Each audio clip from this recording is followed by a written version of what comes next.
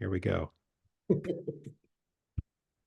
If you own a practice and you want to sell it one day, but you've never sold a practice before, this episode is for you. A practice sale is a complicated sale. There's a lot of moving parts, and it's easy to make mistakes in complicated sales of entities that you've never sold before. My guest today helps his clients grow their physical therapy practices and sell them, but his advice is going to help you no matter what type of practice you own. This is one you're really going to want to listen to. I'm Carl White, principal at Mark Advisory Group, which is a healthcare marketing agency, and I'm also the host of Practice Care.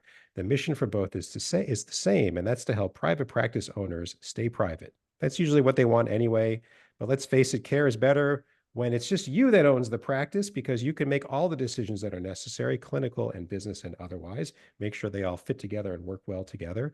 It's not always the same when somebody else owns the practice, whoever that may be. Usually their agenda starts to creep in, makes life a little more complicated. Why deal with that? Let's just keep it simple and keep it private. My guest today is Dr. Jamey Schrier. Jamey is a best-selling author, speaker, and CEO of Practice Freedom U, a business training and coaching company designed for physical therapists. Jamey is a former private practice owner, and his book, The Practice Freedom Method, has helped scores of practitioners treat less, earn more, and enjoy the life they deserve. Soon after he sold his practice, he began teaching other practice owners and their teams his proven business building methodology to help them create successful private practices. Jamey has helped hundreds of private practice owners successfully grow their business, achieving financial prosperity and freedom, and is on a mission to help hundreds, if not thousands more. Jamey, you are a returning guest. Thank you for coming back to Practice Care. Hey, thanks, Carl. And I love the mission of keep private practice private. Love Yes. Yes. So we're talking today about the sale. So maybe you'll sell it to somebody else private, but but private is the thing. So for those of listeners who heard our previous episode, you know Jamey already. But for those that don't, Jamey, tell us a bit more about you. That was a bit of a brief, bio, but that's what I asked for. So it. fill in some gaps. I'll do the quick version. Sure. So I'm a former private practice owner in the physical therapy world. Like most people listening that are in private practice, I've made so many darn mistakes. I struggled so much in trying to build and grow because frankly, nobody told me what to do and how to do it. Yeah. But I didn't like what I saw when I was working for someone else, so I went out on my own. Mm-hmm. And a few years into it got really tough. It affected me, affected my family, affected me emotionally. Lots of other stuff happened, my relationships. And then a freak thing happened. My place burnt down. There was a Jesus. yeah. There was a fire on a Sunday because of an electrical issue, and it burnt down. And I was like excited. It was like a snow day Relief. because I was so overwhelmed and burnt down and all these other words you hear today. Yeah. I was that. And I even tried to get out of the whole thing, my lease, even the profession, because I had friends in the other professions doing well. Mm-hmm. And I said, I'm not going to do that. I'm not going to give up. I love helping people. I love this profession. And I just need to learn what to do. So I started investing in myself, investing in books, investing in mentors and programs to learn the business of healthcare, the business of physical therapy. Yeah. Fast forward, I thought it would take me maybe a year to a year and a half to get my ultimate goal, which is just not have to go to work on Monday in the business. Mm-hmm. I just didn't want to have to go there. Get rid of the Sunday night blues. Yeah, the Sunday scaries, the Sunday horrible, whatever you want to call it. It's the worst. Yeah. And it didn't take me a year and a half. It actually took me 9 years because I'm a very slow learner. I like making Who's mistakes. counting? Yeah. And Yeah. my ego is big and I just don't want to listen. I didn't want to listen. Right. But I finally did a few things right, ended up creating a business, did very well, 7-figure business, couple locations, not overly huge, but I did it in such a way where the business wasn't totally reliant on me. I didn't have to go in there day in and day out. I was working a few hours a week, but I was doing other things, strategic stuff and opportunities and Sure. people. I started to share my story. People were like, wow, that's pretty cool. Can you help me? Mm-hmm. And I was like, I guess. Mm-hmm. And that's how I transitioned into this world of coaching and helping now other people build up their practice, removing them from the day to day, making more money. And then, of course, what we'll talk about today, creating this sale ready practice. And Yeah. that's what I've been doing now for 12 years. Yeah. Awesome. And so let's get into it. We talk about, mistakes when selling. I just want to make sure that we're all talking about the same thing. So when you say the sale, what do you mean? Like people can think, oh, we mean the transaction, that point in time where contracts are signed, money is exchanged, and I have sold it. Yeah, But so I'm there's a not sure we're few. talking about that. So let's make sure we're all Yeah, talking so about the same thing. there's a few section components or whatever to all of this. There's the um, positioning your practice to sell at one point, which we Hmm. all should be doing, right? The best way to start positioning your practice to sell is on day one. Yeah. The next best time is today. Yeah.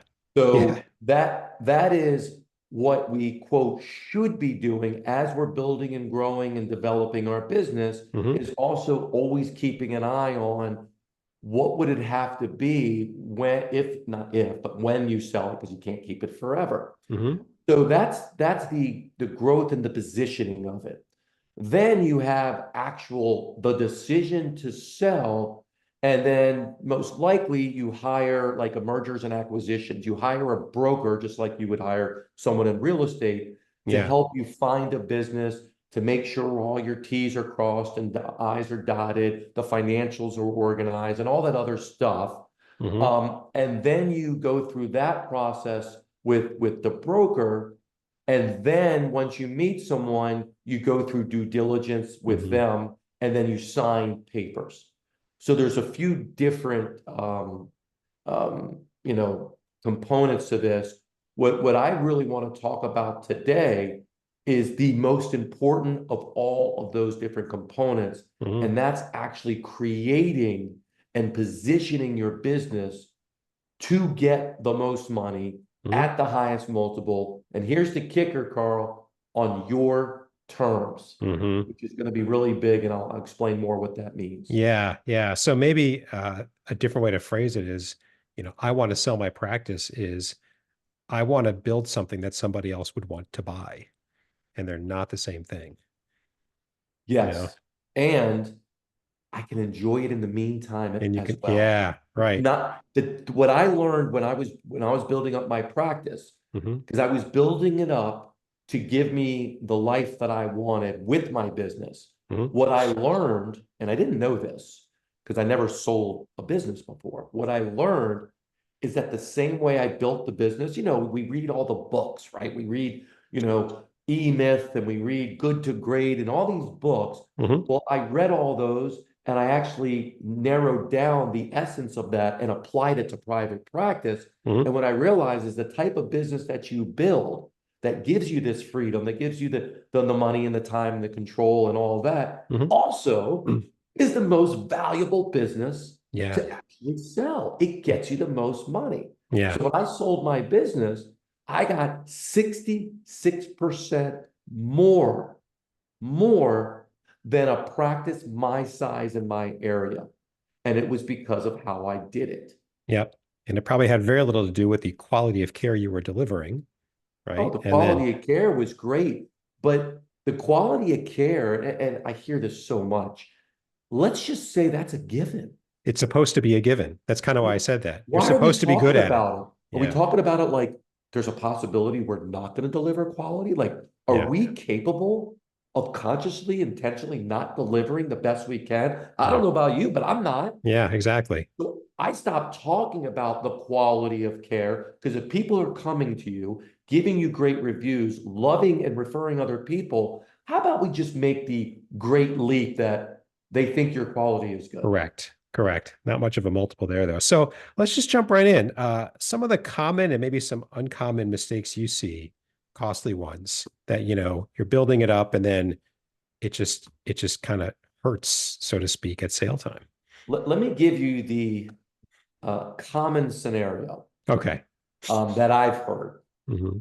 Um, Something happens to an owner, either change health Yeah. that, at the time recording this, Yeah. last year, change health just said, you know what, we're not going to pay you. And there's a glitch and you're just not going to get paid for who knows how long. Hmm. And I can't tell you how many people then reached out and was on Facebook in these groups saying, forget this, it's not worth it, I'm selling. So too many times something happens to them, Yeah. and the emotional trigger, the reaction is, you know what, I'm done. Because they're Hmm. already not happy in the business. They're already not getting the fulfillment and perhaps the financial It's the reward. last straw. I'm out. It's Yeah. the last straw. Something happens, or a big competitor, a big giant corporation moves in, and they're like, "Oh, this is getting too much." Or an insurance company cuts rates or Medicare, and they're like, "You know what? I can't keep up with this." Or there's too much with the digital marketing, and they don't understand it. Now AI coming, believe me, there's gonna be more people like, "I can't keep up with Yeah. this." Yeah. So that is a typical way that so many people decide to sell their practice. And here's the mistake people make.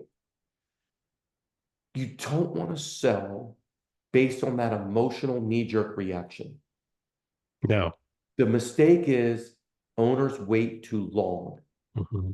to decide that they want to sell. Or, as I like to say, considering to sell. Hmm. You don't sell when you're burnt out. You don't, it's like the stock market. You don't sell when your revenues are going the wrong way. Correct.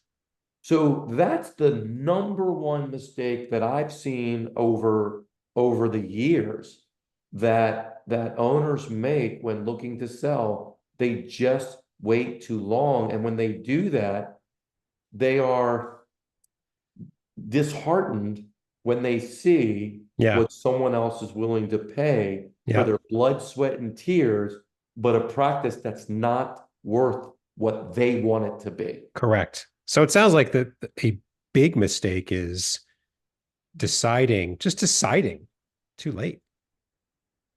Yeah, yeah. You're Mm. not making a conscious, intentional decision. So if you want to sell, Hmm. the amount of time, and again, this is just ranges, Yeah. 2 to 5 years. Yeah. If you're considering, and that's what I say when I'm speaking to people, I'm like, look, if you're considering, you don't have to, but if you're Hmm. considering to sell over the next 2 to 5 years, then you want to start doing some things to your business today to Hmm. start positioning to get higher revenues and EBITDA, to get a bigger multiple, and most importantly, to sell it on your terms. So Hmm. when you do transition, you're moving towards this next chapter the way you want, versus what I've seen with a lot of companies, you're trapped there for another 5 or 6 years, and Yep. that wasn't your intention. Correct.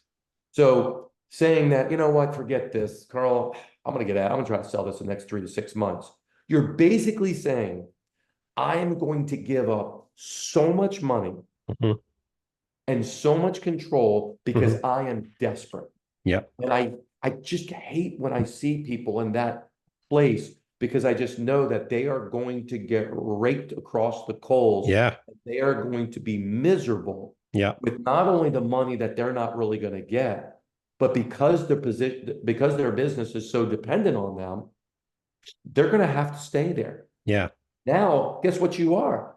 You're not an owner, you're an employee. Hmm. And if that's what you want, that's fine. Hmm. But I don't Just want to be an employee. or just be eyes wide open about it. I mean, before we started recording, you made a really powerful point, which is decide to sell the day you open it. And what I like about it is one of the most powerful things in life is having options. So if you decide, you know, 10, 15, whatever, 20 years before, I think I'd like to sell this thing one day. Great. You don't have to. You now have an option to sell or not to sell, but you're marching down the path eyes wide open. And you've got time Yeah. on your side to try to figure, what if another thing that I hear about, I haven't experienced this directly, is I need to sell at a certain number because it's part of my retirement, it's part of my financial plan. Every time I hear that, I go, man, I mean, it's hard to predict a price point in the future. Like it's just go for it. But Well, if I mean, if you've got a number, you better be more planful. You better start earlier, yeah, you I know? mean, I like it when people give me a number, but Okay. of course, I'm not going to leave it there. Yeah. I'm going to say, okay, well, let's dive in a little bit more to what that number, let's break it down to what the business would have to look like to get that number. And Hmm. when you do that, it becomes a little bit more of, oh, yeah, I'm not there. I'm not close to that. It's like, that's what planning ahead does. Exactly. It gives you a bigger runway. And I Exactly. love the word runway because it's so visual. Yeah. Short runway, going to be more difficult. Hmm. Longer runway, like you said, it gives us more control and Hmm. gives us more options. And that's what we want. When I sold my business in 2016, I put it on the market 2 years prior. And I just fell in love with this whole coaching world. And I said, this is where I want to spend 100% of my time. I could have kept the business, Yeah. but I didn't have the desire to build and grow. And whenever you're not growing, you're dying. So Hmm. that because the world around you is evolving. And I said, that's Yeah. not fair to my team. Hmm. So I put it on the market and I probably talked to about a half a dozen people. I Hmm. hired a broker and all of them were not the right fit. Hmm. They weren't giving me what I wanted, the multiple I wanted. They Hmm. wanted me to stay on for at least 2 to 3 years, which I did not want. I Hmm. wanted to literally walk away. Hmm. I was available, but I wasn't in the business working. And I waited for the right person. And then Hmm. the right person came along, just like dating and the right person, and the relationship was effortless. We hit Right. it off. They appreciated what I did and how I built it. They gave me the multiple that I wanted. I really liked what they were going to do. That's what happens when you build a business that is sale ready. When you build a business the right way, like we're talking about, not Yeah. make these mistakes, Yeah. you have more options and you have more confidence in what you want to do instead of being at the mercy of them. You're working in more in collaboration. Right. Right. Right. Right. And so when you mentioned earlier talking about terms, sell it on your terms is this is an example of what you meant? You were Selling waiting on for your the right terms, buyer. You didn't want to spend any more time. Like there's the more number than the one, number. Like your terms, what you're saying to me is yeah, one of the terms is the number, but it's not the only term. yeah. To me, the most important term was actually not money. Hmm. The most important term was I was mentally removed from my business. Hmm. I was coaching a couple of years prior. So I was already coaching for a few years. So this is where my focus was going. And that's when I was like, You were done. You were I just was I done. was done. You're We've all just been done. I don't there. want to come here. I don't want to think about this. I'm done. I'm done. I'm Yeah. not trying to grow at multiple locations. I Yeah. don't have the energy. I don't have the passion. Yeah. It's not fair for my team and my Yeah. patients. I want someone with that energy and passion. So the terms of me not continuing, and I realize everyone has different terms. I was intentional about it. When I went to Hmm. the broker, and every broker you go to, if you use a broker, and we can talk about that, but every broker you go to is going to ultimately ask you, what is it that you ultimately want? What is this transition? And I love the word transition Hmm. more than sell or even exit, because it is a transition to Hmm. either something else or transition to, what your role Yeah. is going to be in the new company. The Yeah. transition was for me was to focus my time and effort on building Practice Freedom U and Hmm. just being at the most a consultant if needed for my other business. Sure. And I was clear, I'm not going to waver on that. Yeah.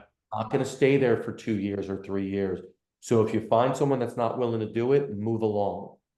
Yeah. I'll be a spot consultant, but I really don't want you to call me. Well, here's the funny part.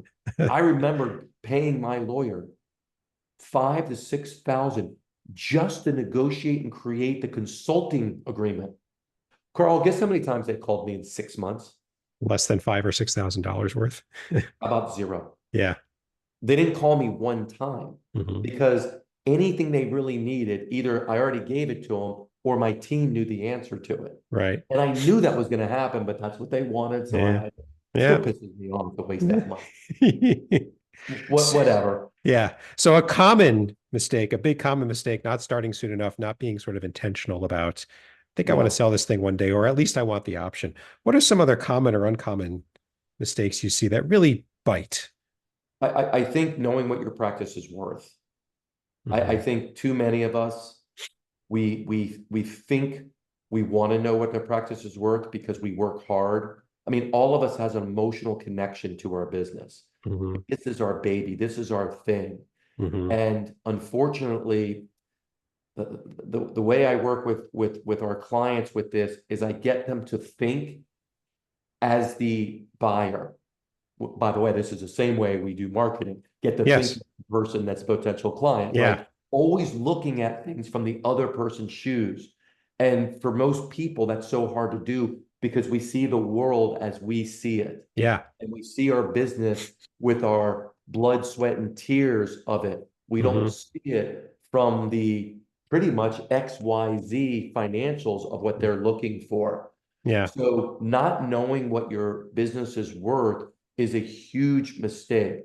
So understanding what that is, and there's some simple broad strokes to Yeah. know what it's worth, and I'm happy to share some of those things. It doesn't mean you have to spend a ton of money getting a valuation, although a lot of people will do an evaluation at no charge if you have the agreement to use them Mm-hmm. when you do end up Yeah. selling. But Yeah. having a picture that actually acts, Carl, as your baseline, it is a huge thing to have because then as you begin to grow and position the business, you can then do checkpoints of what you think it's going to be worth to that person, Yeah. to that buyer, which Yeah. is huge leverage and understanding because when you do go into it, you're speaking their language and they love when you speak their language because they know that you have positioned and created a business that is going to be easier for them to understand Yeah. versus not having a clue and Yeah. having, by the way, the third one would be not having clear, organized financials. Mm-hmm. Chances are, if you don't understand the value of your business, it's because you don't have a clue what your financials are. They're all Yeah. over the Yeah. place. So they If they you're kind of go hand in hand. if you're asking, looks like we have money, but where's the money? Yeah, you've got a bigger issue, right? I don't understand why the two numbers at the end of the month are different. Yeah, and I want, I'll admit I don't know what a good valuation costs, but it just seems like, you know, that would be worth it, at least in concept. What is this thing worth? We spend a lot of money on things we never really think of it. I would view it as, again, depending on what it costs. I'm just going to get a nice education here on something I probably ought to know about that I don't know anything about. And isn't that worth something? Like I forget who said it. I was this email list I'm on, and it was sort of a financial guru, sharp guy, and he's talking about, should I buy the book? Should I, you're in the bookstore. Should I buy the book or not buy the book? He's like, just buy the damn book. Do you know how much knowledge is in that stupid book? Just buy it. Like, seriously, and this is different. I get it. But, if you say, I think I'd like to sell this thing one day, at least get an education Do, do on, you you see know, do you like, see, Carl, the mind shift that you have and how you look at books yeah, or just buy the damn consultants book. or coaches or do you see, but that shift is everything Yeah. because you're seeing everything as an opportunity to learn, to know for yourself, which helps you become self-reliant on everyone else's opinion. You Yeah. know for yourself. That right there is huge. And that's what we're talking about. Hmm. You can either wait until someone else starts telling you what all this is, Hmm. or you can take matters in your own hands and start educating yourself. Yeah. Now, if you want to sell, let's say you're in business 5 years and you're like, I'm not doing anything for 20 years. Do you need a valuation right now? No, Yeah, it's probably not. I mean, if you no. want to, that's fine. But if you are actually going to sell in the next 1 to 5 years, Hmm. it is really important to have an idea. It doesn't have to be perfect, Hmm. but to have an idea what your business is worth. And Hmm. and and here's a down and dirty way to do it. Okay, we all understand EBITDA, right? Earnings before interest and taxes. Well, I'm not sure everybody does. So let's just, Okay, I know it so as it's the on a profit and loss statement, it's that lowest number before you pay taxes. exactly. So it's the So pre-tax, it's your profit before you got to pay taxes on it. Is that if you pretty much got an it? S corp, which so many people have, Mhm. it's the amount of money it takes to run the operation Mhm. minus the amount of money you brought in from the operation. The difference is your profit. Mhm. Now, if you decide to spend a bunch of money on something after that, that's up to you, Mhm. right? So that profit is the bulk of the EBITDA. Hmm. Now, what's great about EBITDA is typically more than your profit. So if Hmm. you look at, maybe a car that's being run through the business, right? If you look at perhaps insurance for you and your family, if you look at your cell phone, when you sell your business, these things are not going to come with you, right? The company Yeah. may give you a car allowance, but that's a separate agreement now. Right. So what you do is you take the money and you add it back Correct. to that bottom line. They're called add backs. Hmm. So you can really quickly and crudely, if you have an organized P&L statement, profit and Hmm. loss, you can quickly look at, and what we like to do is help people identify the add backs already so they know if they want to get an idea of what their practice is worth, they can quickly add those to, let's say, the previous year Hmm. profit line, add those add backs, and then the next thing to figure out is the multiple. Hmm. And the multiple is actually based on that. Well, it's based primarily on the EBITDA, but it's also going to have some other factors like number of locations, where you are, your How staff, self-sufficient it is versus reliant on yeah, you. how Yeah. consistent, your financials. So, but if we're just focusing on kind of the down and dirty, the way I do it is, approximately how many add backs, things that would not come through when you sell it, are there. Hmm. Add that to your profit for, let's Hmm. say, the last year or 2 years, and then determine the multiple. Hmm. Here's how you determine the multiple. How much money is that number, bottom line, for a year? If Hmm. it's 250,000, chances are that's going to be maybe up to 500,000, maybe a little less than five. You're going to be around the three multiple, right? So you multiply that number by three, and Hmm. that's basically what it's worth. Hmm. Now, if your EBITDA, if your profit is more like 500,000, Hmm. which is typical for a business, well, not typical, but a $2.53 million business, Hmm. 500,000 is reasonable. Hmm. That multiple is going to jump. It might be more like four or And five. why? What's the difference between the 200 versus the 500? Because I think I know, but at least I have an idea, Well, but I want to hear you the say it. difference is there's significantly more money in the business. Hmm. So remember what a multiple is. A multiple is I'm paying you in advance for what I should conceivably get back in a number of years. Hmm.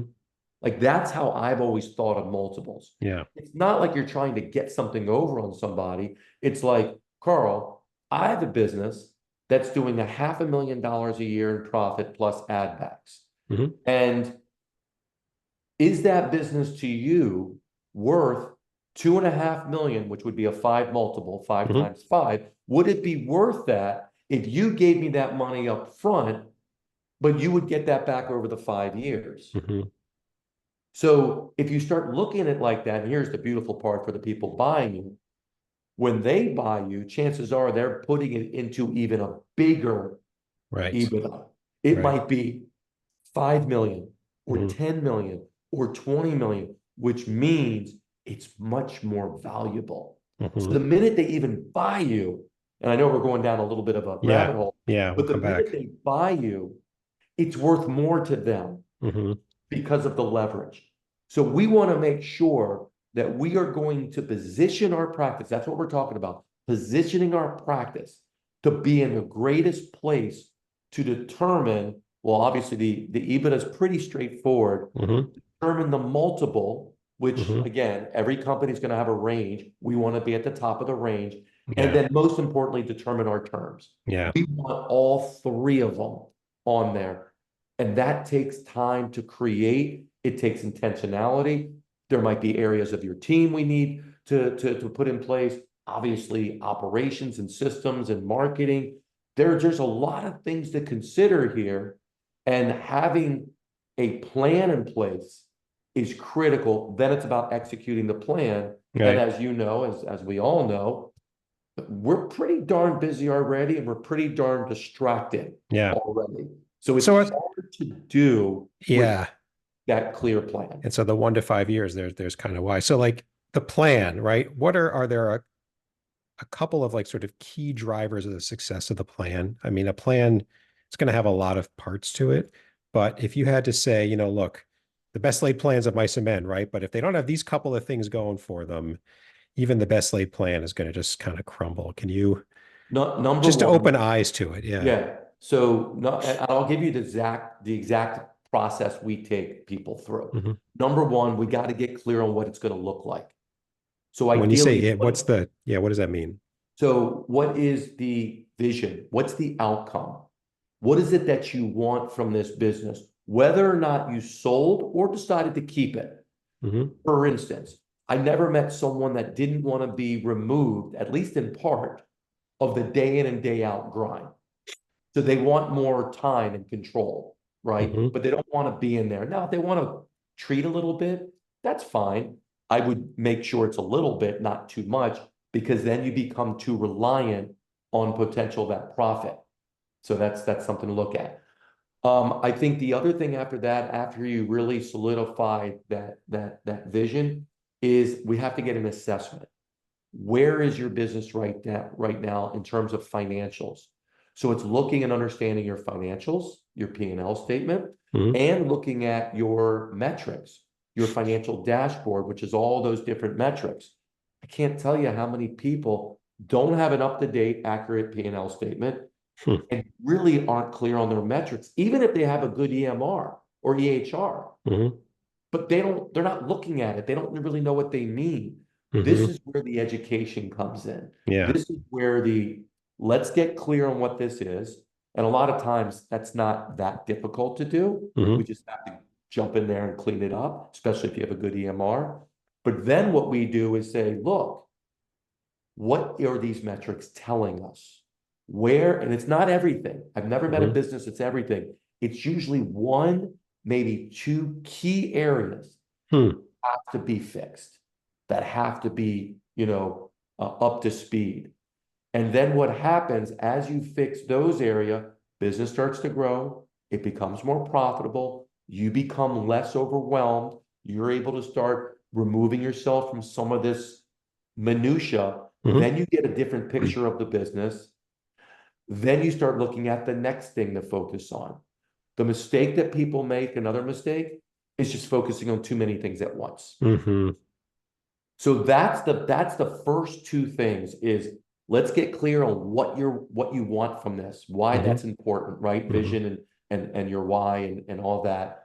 Let's get clear from a financial standpoint. Let's figure out what it says, and then let's put a plan together, and then let's get down to business executing the plan, Hmm. knowing that we can't make it too much for you because you already are busy. So we Right. have to focus on the most important thing, but really do it well. And then things start to evolve. And then start to check them off over time, and just to Start to get just momentum. yeah, Yep. and I just want to come back to, you know, um, when you said you don't, if you want to continue to treat patients, fine, but not too many. Is that because the way I think of it is, um, so blast forward, you want to sell your practice. If you are the primary revenue generator, i.e., the one who's treating the most patients, when you sell it, you're not going with it.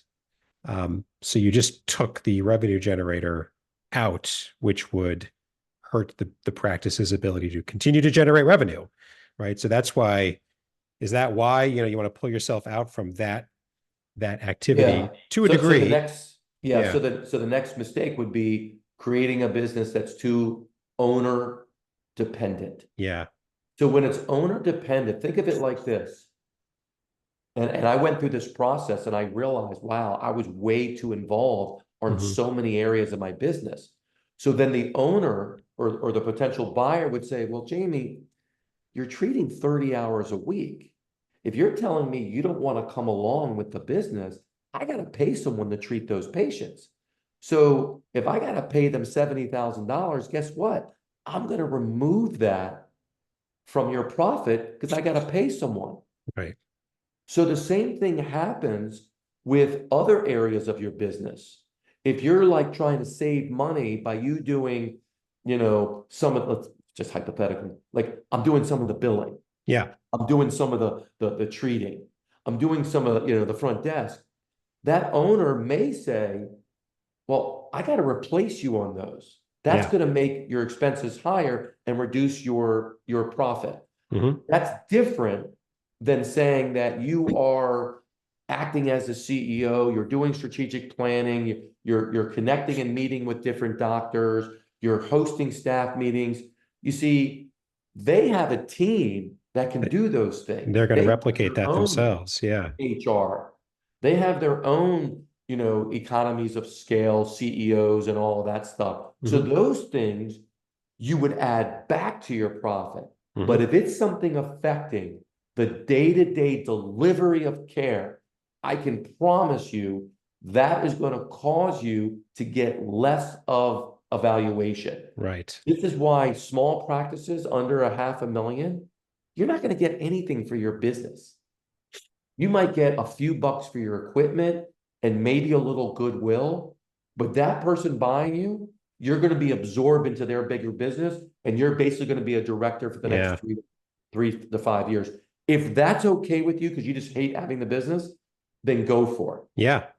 But if you're like, no, I don't want that. I want to transition to something else, 500,000 to $1 million, you're going to get maybe a 3 multiple, but guess what?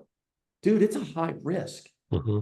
You're going to have to stay on, Yeah. or they're going to cut significantly what they pay you. Hmm. If you start getting to 7-figure, and I'm talking revenues, Hmm. when you start getting to 7-figure revenues at 20%, we like to see our clients at least 20% profit margin, depending where you are. If you're in pediatric, it might be a little lower, but Hmm. we want to see consistent revenues, which means we have to have a consistent business, great staff, good systems, and all that other stuff, and a Hmm. great leader, of course, at the Hmm. top. As you start to build that profit margin, you're going to command bigger multiples. So Hmm. not only do you get a great livelihood right now, Hmm. you're making, let's say you're making a 500,000 right now, you're working 10 hours a week, with your staff and meetings, but other than that, you're doing your thing. So you're having a great life. And when you go to sell it, you get a big multiple of all of that. Yeah. To me, that's what practice freedom is. It's Hmm. having all of it, Yeah. not sacrificing one for the other. Got And it. that's what these mistakes are helping you avoid to do. Yeah. So, I mean, if I had to sum this up, the costly mistake is just not planning and not building the practice into something that other people would want to buy. It sounds almost simplistic to say it, but um, did I capture it? I don't think it is. You know, Carl, it is simplistic to yeah. say it. It is not simplistic to do it. Hmm. And the reason it's not easy to do, simple and easy are not the same. Yeah. Simple, I can understand what you're saying very simply. Hmm. Easy is it's easy to actually do. Here, it is not easy to do. Hmm. It's simple to understand. The problem is understanding it isn't enough. You actually have to put it in motion. Yeah. And when we are in school for a period of time, then we go get a job typically. Then we Hmm. decide we want to go into our own practice. You Hmm. tell me where along the way you got any kind of education and know-how of actually how to build a business of your industry. And the answer Zero, unless you listen to practice care. is zero, Yeah. unless you are committed not just to listen to this, but But you to do got it. to do something with it. Yeah. Listening will let you get an A on a test that some hypothetical teacher will ask you. Yeah. You'll be able to say, "Oh, well, I heard from Carl you should do this, this, and this. Have you done it? No, but Yeah. I'll tell you you should do it." Right. Like that's the problem that we're having. It's not just knowing what to do. Hmm. Everyone knows what to do. Yeah. Get a clear picture of what you want. That's called a goal. We do that with our clients. Hmm. Then reverse engineer and set a plan of what we have to focus on. Well, first we need objective data. What's that? Your financials and metrics. Then we have to put a plan in place. Isn't the therapist, don't they actually do this for a living with I their was patients? thought about this during our talk. I'm like, it's called a treatment plan. It's called a treatment plan. Yeah. Familiar This is what, sounding word, right? Carl, this is what hit me when I was going through this. I went, this is exactly what I was trained to do with our patients. Hmm. All I have to do is get my head wrapped around how to shift my thinking and do the exact same thing Yeah. looking at my business. Yeah. Again, Yeah. simple to understand, not easy to actually And implement. a funny part of it is that when you start to hear what you've got to do and you get deeper into like if you're working with somebody, a lot of it's common sense, you know? Common sense ain't Common that sense. common. I know, but yeah, it's a lot of it is sense, sometimes common. It is sense. It's very common. I'll say this. It's commonly understood sense. Fair It's enough. not commonly implemented sense. Yeah. And I can tell you why, and we can go another session. Yeah. We can get into the psychology. There's so many deeper things each and that are in with on all of us. Those deeper things actually caused us to go into our professions, this Hmm. healing profession, whether it's physical therapy, mental health, pediatrics, or these allied health professions that helped us become an amazing clinician. Hmm. But what they're not going to do is help you become an amazing business owner. Hmm. That takes different types of training. And a Hmm. lot of us, that's uncomfortable to do. Yeah. So that's where, we spend a lot of our times working with clients, helping them overcome those deeper barriers and blocks, as well as put a strategy and Yeah. accountability and all of that. Yeah. It took me a while, but you see something that seems a bit different. It's fearful. You stop. I've Yeah. just learned to say, you know what? If I'm afraid of it, I should keep going. I can always stop any whenever I want, but what's the harm? Just it's now it's the fear that where I just go, ooh, I should keep going. And Yeah. Well, you know, again, like we talked about before, you shifted your mindset of how you see that problem, that potential issue. yeah. That shift is allowing you to create your podcast, Hmm. connect with clients, generate more money for your family, have Hmm. time off to enjoy. Like that shift has all of these, I won't say repercussions because it's positive, all these positive outcomes, Yeah. but it takes that shift. Yeah. And that's what I'm doing here is trying to help people just shift how they see something, see it slightly differently, Yeah. and then take actions. And I promise you, those outcomes and results are going to be so much more aligned with what you want. Yeah. Yeah. If nothing else, you start down the path and you might realize, definitively, I actually don't want to do this, but at least it's from some experience and some knowledge rather than a reflex. Yeah, like you said, you can You can do always that. choose Yeah. to sell as is. You can always choose to close it down. Hmm. You can always choose to do whatever you want. Give it to your kids, whatever you want, but If it's, better if it's a conscious choice, right? I mean, rather than the I only think choice you ever so. thought of. I think so too. One of the biggest freedoms we have in this country is we have the freedom to choose. Hmm. We choose things. Now, things happen to us. We can't control necessarily the change health cutting your thing. We can't control that. The Hmm. government giving you a rate increase or decrease or something happening or people, competition moving in or whatever it is. We can't control those things, but Hmm. we can always control how are we going to respond? What are we going to do? What am Correct. I going to do? And when you have that idea of control, which you do, of course, and I do, you have that freedom. Hmm. And when you feel like you have freedom and you have control and you have independence, you can actually make this happen for you. If you feel like you don't, and it's a little more of a victim mentality, it's so much harder Hmm. to do this. Yeah. So everyone can do it. Unfortunately, not everyone will do it. Correct. Correct. But we don't know who is who. We Right. get to choose that. Exactly. Exactly. We have covered a lot of ground, a lot of ground. It's been a great episode. To bring us to the finish line, two questions I ask every guest. First one is there anything you think we should have covered we just didn't get to? Oh, there's a lot of stuff we could Well, I cover, understand, but but yes. I think we dove into some good stuff around, the mistakes that people make when positioning their practice Mhm. and selling their practice. I think we covered a Good. lot of stuff. Okay. Where could somebody get started? We've caught a listener's attention. They're saying Jamey's right. He makes a lot of sense. But man, oh man, I've never thought this way. How can I get started? Any quick, simple, practical tips to get him off the starting line? Yeah, so well, there's a couple things. Mhm. One is I have a couple resources, they're all free, and Okay. I did this for people looking. Mhm. So one of them is called the 5 mistakes when selling your practice, or the Okay. five to avoid when selling your practice. So in the show notes, they can just go ahead and download that for free. Okay. When they download that, they're also going to get my exit planning checklist. So Okay. you can actually see the different categories like vision and financials and systems and all this other stuff. And then you can kind of compare yourself to what you have in place pretty well and what you maybe don't have in place. So it Hmm. starts to give you an idea of, some of the things that it's going to take to build your practice. So I would start there. Hmm. That will help you get your brain spinning.